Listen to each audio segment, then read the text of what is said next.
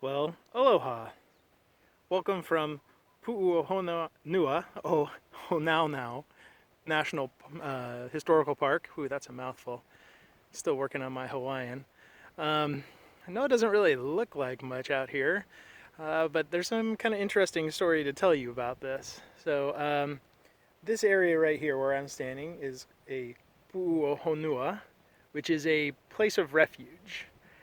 Basically, it was designed as a place, think of it as base in a game of tag, except tag where your life depended on it. The ancient Hawaiians had a system called the kapu system. Basically, the kapu were the laws that you couldn't break. For example, there were certain fish you could not fish for at certain times of year. If you did, you broke a kapu. If you walked in the shadow of a god king, an ali'i, that was kapu. All right. So here's the deal, though: you break a kapu, the only punishment was death.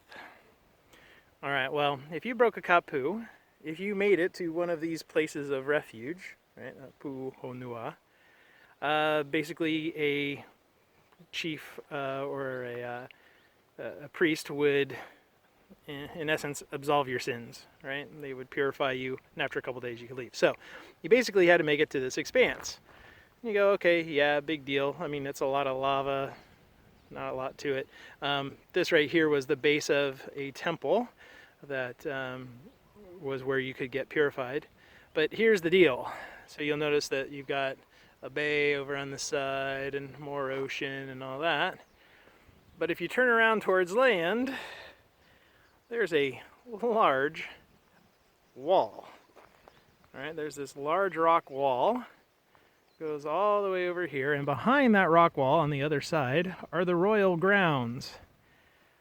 Basically, no trespassing through the royal grounds. So, to get to this place of absolution, you couldn't come by land, so you had to come by water. That bay over there, by the way, is also a sacred bay, so it was kapu to be in there.